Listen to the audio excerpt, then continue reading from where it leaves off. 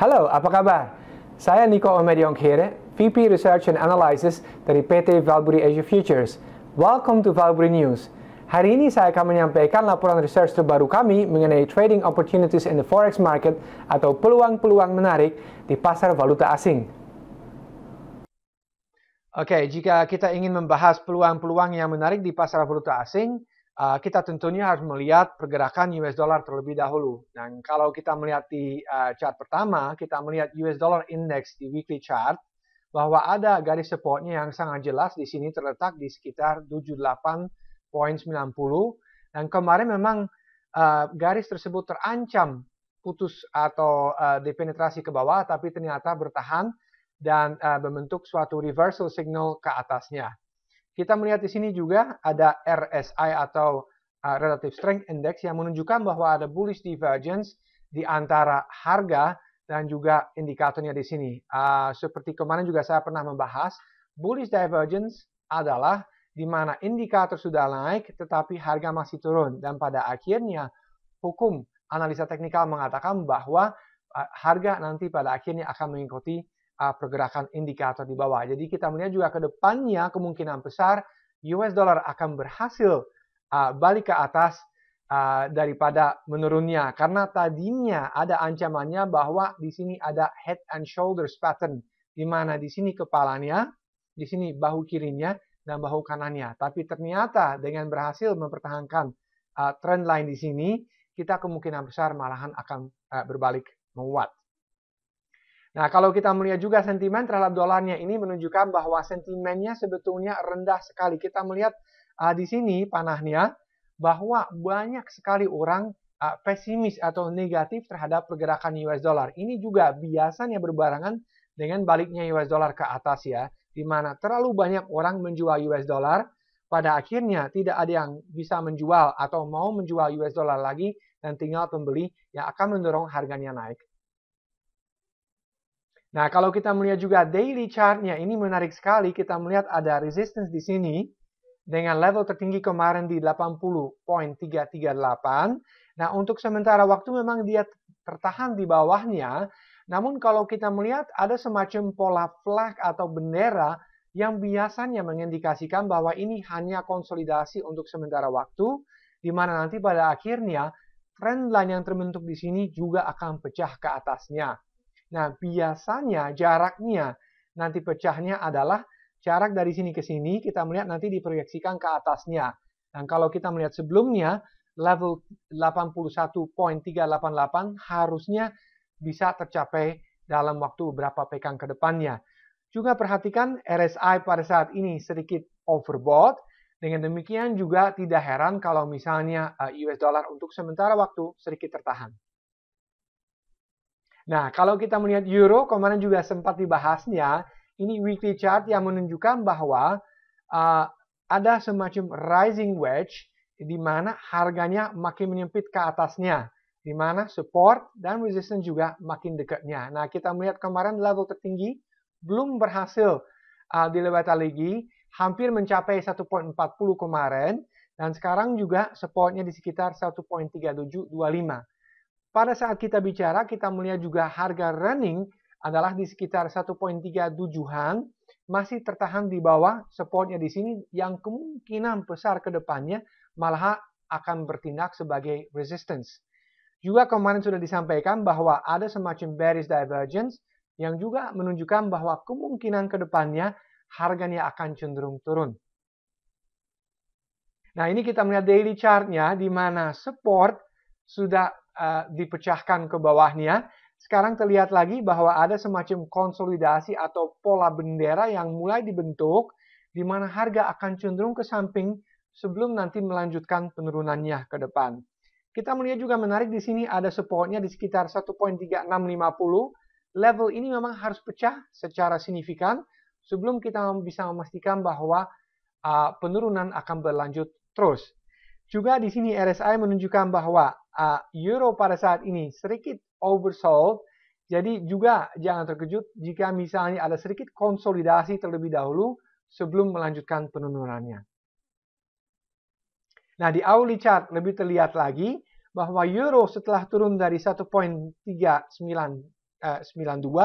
hingga 1.3647 hanya berhasil meretrace ke atasnya sekitar 23%. Nah, ini menunjukkan bahwa euro sebetulnya sangat lemah terhadap US dollar. Seharusnya setidaknya euro bisa meretrace sekitar 38,2%, yaitu ke level 1.3780. Jadi kita akan melihat berapa hari ke depannya apakah level ini bisa tercapai atau tidak.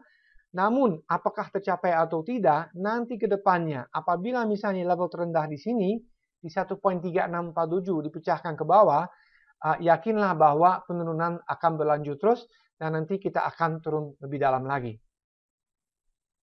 Nah, kalau kita melihat the big picture dari Elliott Wave International, kita melihat bahwa euro pada saat ini sebetulnya meskipun kenaikannya tidak seberapa, tetapi masih sekitar 70% optimis terhadap pergerakan euro pada saat ini.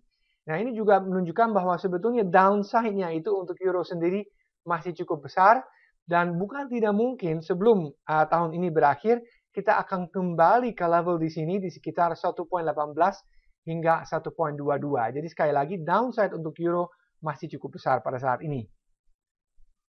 Nah, kalau kita melihat currency berikutnya, Japanese yen juga sangat-sangat menarik ini. Kita melihat ada semacam pola descending triangle, dan di sini juga level SMA 200 atau moving average 200 hari terakhir ini sangat-sangat penting untuk diperhatikan. Dan pada saat kita membuat video ini, level sebetulnya 101.23 ini sudah tercapai, dan bahkan tadi pagi kalau kita melihat sudah terpenetrasi ke bawah. Jadi perhatikanlah level ini, kalau misalnya pecah ke bawah, saya rasa kita akan menuju ke level US dollar Japanese yen di bawah 100.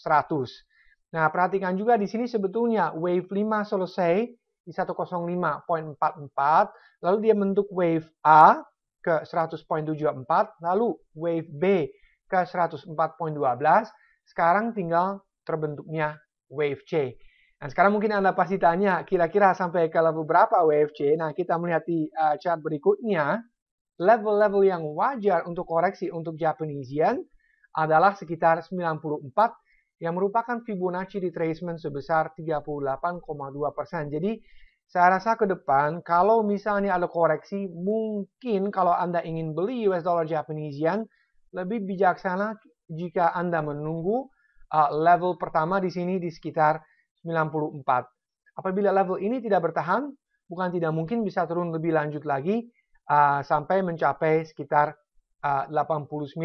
Tetapi saya pikir level ini 94 akan merupakan cenderung level support yang kuat karena juga berbarengan dengan wave keempat sebelumnya. Lalu kita ke pound sterling, juga currency yang banyak di trading oleh investor kami. Kita melihat juga bahwa ada pola rising wedge juga, seperti di euro sama sekali. Juga ini ada juga bearish divergence, juga sinyal yang sama yang terletak di euro. Nah, kita melihat apabila misalnya support di sini terpecahkan ke bawah, bukan tidak mungkin berapa pekan ke depannya kita akan menuju ke 1.6250. Nah, kita melihat juga jangka pendeknya di hourly chart-nya, kita melihat bahwa pada saat ini sudah berhasil meretrace 50%, atau mencapai level 1.6863. Saya pikir mungkin retracement ke atasnya di sini masih bisa berlangsung beberapa jam ke depannya, bahkan mungkin beberapa hari ke depannya. Namun level ini harus bertahan di sekitar 1.69 saya pikir. Kalau Anda mencari posisi jual dalam jangka pendek ini, mungkin bijaksana cari di antara Fibonacci retracement sebesar 50% hingga 61,8%. Nah, kalau kita melihat Aussie dollar, gambarannya sama, yaitu bearish terhadap US dollar, di mana di sini ada channel line yang terbentuk hampir sempurna. Kita melihat juga kemarin ada semacam double top di sini, berbarengan dengan RSI yang menunjukkan bahwa Aussie dollar sebetulnya sudah overbought pada saat ini. Dan juga ada candlestick yang bearish di sini, yaitu bearish harami, yang menunjukkan bahwa kemungkinan ke depannya Aussie dollar akan cenderung turun. Nah, kalau kita melihat lebih dekat lagi di daily, ada channel lain yang juga terbentuk hampir secara sempurna. Kita melihat ada dua hal yang menunjukkan bahwa Aussie dollar ke depannya cenderung akan turun, yaitu pertama, jaraknya di antara harga sekarang dengan resistance itu makin jauh, dibandingkan sebelumnya di mana Aussie dollar masih bisa menuju ke resistance. Kedua, kita melihat juga bahwa pada saat ini supportnya sudah terpecahkan ke bawah. Jadi saya rasa untuk Aussie dollar jelas sekali bahwa kita akan menuju dengan cepat sekali ke level di sini di 0.92 dan pada akhirnya juga akan kembali ke 0.8658. Jadi itu untuk semua currency kita melihat cenderung bearish terhadap US dollar. Ini juga terakhirnya kita melihat Aussie dollar targetnya kira-kira berapa pekan ke depannya sampai ke berapa kita melihat di sini target yang bisa dicapai adalah 0.79 hingga 0.81 ya. Jadi perhatikan kita melihat ke depannya cenderung euro, pound sterling, Aussie dollar akan cenderung bearish terhadap dolar. Namun yen sendiri kita melihat mungkin ada sedikit kenaikannya terhadap US dollarnya. Jadi untuk merangkum kembali, kita melihat bahwa cenderung US dollar akan menguat ke depannya, sementara currency-currency yang lain terhadap US dollar akan cenderung melemah. Sekian dari saya saat ini, sampai jumpa di Valkyrie News berikutnya.